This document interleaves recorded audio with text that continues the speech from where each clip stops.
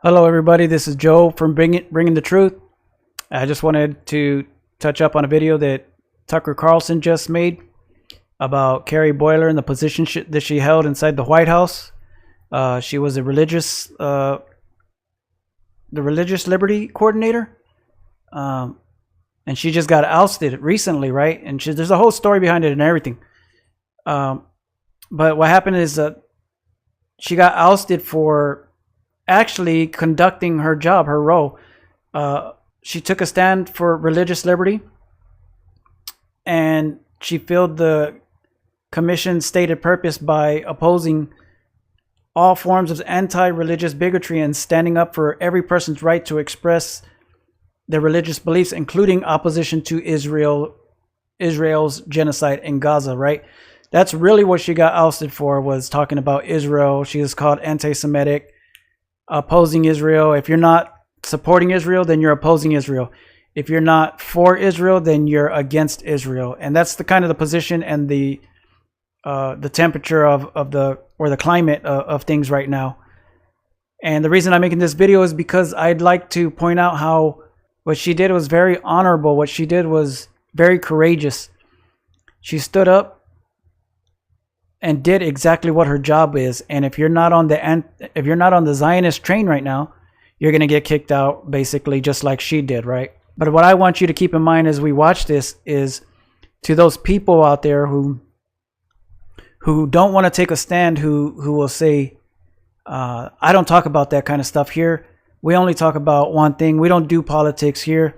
They do everything under the sun to get your attention, to get your money, get your donations, but stay away from certain topics and certain religions and certain people. And that's the only reason why they're still on. They don't have to talk about it. I understand that. I'm not saying that they have to.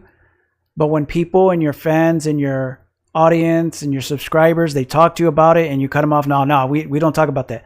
That's not what this channel. We're not political. You're a coward. You're a straight up coward is all it is. And you're fake.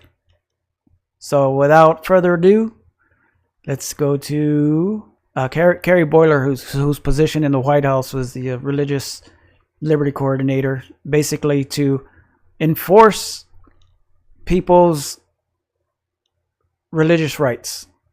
Controversial, but I dared to say on stage that I believe marriage is between one man and one woman. Yes. And I don't know if you remember that. I do remember it, and they punished you for it. Huge controversy. That was really before anybody was canceled. So I always tell people I was one of the first to be canceled. The crazy thing is the majority of Californians agreed with you because they voted in a referendum pretty overwhelming. Yeah. Prop 8, which was then invalidated by a judge because democracy is fake. But exactly. you were saying what most of your fellow Californians believed. 100%. Yeah. And I was just standing on my principles, which is what I'm doing now. So Donald Trump loved me. He said, Carrie, this is going to be the best thing that ever happened to you. I remember one day I was in his office and he's like, Carrie, you have the it factor. And I'm like, what is that? I was 21 years old. I'm like, what does that mean? And he's like, you just have it. He's like, you dared to speak the truth knowing what it would cost you. And I think he really respected me for that. And so at 21, I became this, conservative darling, I guess you could say, and dared to stand up for my faith. And I doubled down. They told me, go on Matt Lauer and apologize for what you said. You must apologize. Did they really tell you that? Oh, yeah. Yeah. The pageant people said, go on and apologize. And they wanted her to apologize for saying that marriage is between one man and one woman. That's what marriage is. And that's so crazy that it's controversial. It's not as controversial right now because Trump is in office. But if it was back to, the other side, then it would be controversial again. Turned my phone off. I went on Matt Lauer and he's like, all right, Carrie, let's do a redo. How would you answer the question? I said, I have no regrets. I would literally... You're getting a lecture on sexual ethics from Matt Lauer? Yeah. Okay. The irony of that. Yeah. Yeah. So I said, I'd rather be biblically correct than politically correct. And from there, it was like, I was on every news station every day for the 4 months. It was nonstop. It was to the point of... And you got people today who would rather make money, will sell their morals, will sell everything just to stay on, just to be more popular, just to get a few more clicks. Of like harassment. Like my 90-year-old grandmother was being harassed. It was insane. But I stood firm and I did not waver. And your position, just to restate all these years later, was, I believe marriage is between a man and a woman. That was my answer. I said, no offense to anyone out there. This is the way I was raised. This is what I believe. Marriage is between one man and one woman. And I got second place and I got dragged through the mud. And the theme of this is speaking up and paying the price for speaking the truth. Same thing with being a follower of Christ. You spread the gospel, you you say what Jesus taught, and you're going to pay a price. Most likely you're going to run into something who's going to try and stop you, try and get in your way, and maybe even try to hurt you and kill you. And that the people today, your YouTubers, the people that you follow today, if the persecutions were here today, you would see them no longer professing Jesus. They would be quiet. They would be scared out of their mind, and they'd be hiding, like Christian Prince hides behind his microphone. He never shows his face, which is fine. That's his prerogative. I didn't make the connection between your own experience of religious discrimination and disappointment, but clearly that was the point, right? But then I realized that, no, I am qualified. In fact, I'm probably one of the most qualified, because I don't know how many people on that stage have ever been attacked, have ever been slandered, have ever been canceled, have ever lost anything. I mean, look at Dr. Phil. He's on the commission. He has a huge organization. They have big backing, big money behind them. And here I am, this little mom that I'm not owned by anybody. They can't take anything from me. And that's why I'm free. And that's one of the biggest things that I want to talk about. She's not owned by anybody. She's not receiving endorsements from anybody. She's not receiving a check from anybody. So she can say and actually speak the truth. Unlike a lot of these people, all of these YouTubers, right, who have your donations, send me your donations, please. They're like bums begging for money on the street. And I know a lot of people aren't going to like that, but it is what it is, right? They're begging for your money. So subscribe here, donations, welcome, Patreon, right? But when you make yourself above reproach and you don't ask for money, you don't ask for anybody to support you or Patreon or donations, you know, if you want to send money, send money. If you want to like, if you want to subscribe. You could just be on here and do all of it for free. Why isn't it for free? Why do you need their donations, right? So once you start taking that money from somebody, you start, whether you like it or not, you kind of owe them. And you start taking big money, you owe big. You know, I'm not going to say any certain names, but let's say you said big pharma money. Well, then you're probably not going to speak out on big pharma. You're getting used to that paycheck. You're not going to want to speak out against them. So it makes me wonder why these YouTubers, these so-called Christians, these Christian apologists, they won't speak out. They won't take a side. And the ones that do take a side, I got a lot of respect for, you know, because they're going to lose half of whatever audience is out there. So all her trouble comes from speaking the truth, speaking up against Palestine, speaking up, whatever side you pick, right? Whether you say support Israel, support Palestine, to speak on a fact of either side is all that she did. She spoke on it. She got in trouble for it.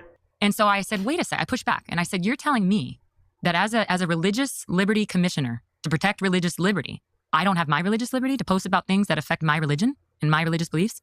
That's crazy. So I pushed back and I said, what are the things that I've been posting? Well, you posted Tucker Carlson's, or you posted the Green Beret that you interviewed, Anthony Aguilar. I said, yeah, I did. I did post that.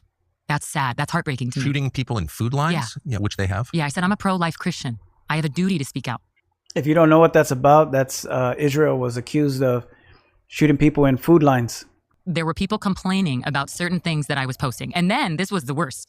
She said, you know, you posted Pope Leo and what he said. And you wrote in the caption, you know, that there's suffering in Gaza and there's a genocide. You know, you really you shouldn't use that language. That's when I knew this is a war. We are in an absolute war. I said, I'm a Catholic. You're telling me that I have to censor my posts of Pope Leo, the Holy Father? I can't post what he's saying, talking about the grave suffering of the Palestinians in Gaza. And she said, you also cannot talk about Zionism. So Zionism, this is her words, is their right to exist. And so when you're posting about Zionism, Carrie, you're saying that the Jews don't have a right to exist. If you don't support us, you're against us. If that's the options you give me, I will be against you every time, right? That's the position I will go. But I will speak up. And it's easy to say, well, I'll speak up because I don't have anything to lose. Sure I do. I still got my life to lose. I still have family to lose. There's lots of stuff that could be taken away. And I hold none of it dear to me when it comes to Christ, right? I'll speak up on these things. And if I had a platform like some of these people, I would definitely speak about it daily. That's what I'm trying to do. I'm trying to build a platform. I'm trying to build up a big enough audience or group of people to where, I can make a difference and I can speak up and I can do it for free. I don't need you to support me. I don't need anybody to support me. And I said, well, this wouldn't jeopardize my position on the commission, would it? Like, the president doesn't know about this, right? Because imagine me. I'm like, I just got appointed. I'm super excited. I'm passionate. This is like my dream job, to protect religious freedom. And now I'm being told I don't have my own. And she goes, oh, no. The president, no, don't worry about this, Carrie. This wouldn't jeopardize. So I just kept posting. Well, then I got a call from the PPO office at the White House. May I just ask you to pause for one sec? Did Mary Margaret Bush tell you who had called you an anti-Semite? That's a serious slander. Oh, yeah. Did she name the people saying She said, I have no idea who it is. Oh, it's just people are saying. I think the people was Paula White. Let's just be honest. It was Paula White, I think. That's so crazy. Her whole job there is for like religious liberty, right? And she's actually being attacked for her religious views because she's not a Zionist. Did either one of them, so Dan is a self-described Christian, Paula White is some kind of Christian minister, I guess. I want to be clear, it doesn't look like Christianity to me, but I'm trying not to judge. But did either one of them explain why a requirement of the Christian faith is supporting the Netanyahu government? Do they explain the theology there? Because I don't understand it. Yeah, no, they never explained it. They just said, you can't have your theology. You can't believe what you want. You have to submit to ours. But their theology is that Christians are required as a matter of faith to support the government of Israel? Oh, yeah. Do you have any Those idea? who bless Israel will be blessed. It's exactly what Ted told you. Yeah, I mean, he had no idea. We're in the Bible. And that's exactly that is not in the Bible. It does not say that. It does not hint towards that. But regardless, I wanted to talk, and I doubt anybody's going to really see this video and make it this far, but I wanted to talk to the few people out there who might understand and might know their Bible well, for them not to lose faith and not to lose heart if they see something like Israel being destroyed and taken off the map, right? Or if they see something else happen that's not talked about in Revelation, or something that seems opposite of Revelation, right? Because I know I used Israel as a marker, and I said when Israel became a nation again, I was like, yes, prophecy is being fulfilled. We're probably close to the end. No one can tell you that Israel is not the Israel that was prophesied in the Bible. The Israel that was formed in 1948, but people will say that they'll make a case and say, well, that's not what God was talking about. They cannot prove that to you. They cannot definitively prove that to you, nor could I. So I just wanted you to understand that if, let's say, Israel and Iran, this situation gets out of hand, and we see like 3 different countries nuke Israel or something, right? Do not lose faith that because you think that maybe God was supposed to step in and stop it. Was this how it was supposed to go down? Was this how Revelation was supposed to happen? And then you got the people like the preterists and other people that say all of this stuff has already happened. So don't lose faith if you see something that and somebody points and says, look, the Bible this is not the way it was supposed to go. The Bible said it wasn't supposed to go like this. Well, we don't know fully 100% how things are supposed to unfold. That's all I'm trying to say. So that's why I just wanted to show that Carrie Boller, and maybe it's a new tradition of women speaking up and taking a stance more so than the men of these days. Do you think that the war happening in Palestine and Israel is a religious war or a political war? I think it's more political. I don't do politics here.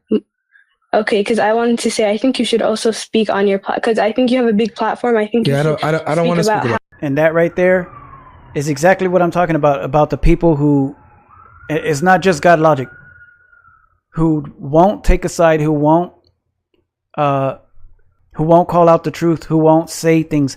Let's say this is the Antichrist. The Antichrist is starting to come to power, and he's a politician. God logic just tells you right there, he's not going to speak about it. He's not going to point it out. He's not going to help. Anything to keep that number count going up, right? They want their views to keep going up. They want to please as many people as possible. But don't call people apologists, Christian apologists, when they're not defending the faith. They're attacking a religion, and they're not defending any doctrine. I admire the women that speak up, that have values and profess those values, follow Christ, and they're paying a price for it. They're paying a price for following Christ. They're paying a price for believing in him and telling people about him. And that's the way of it. You can't be friends with the world. You can't be Mr. Popular and be on, Christ's side too. It just doesn't work that way. But y'all have a good night.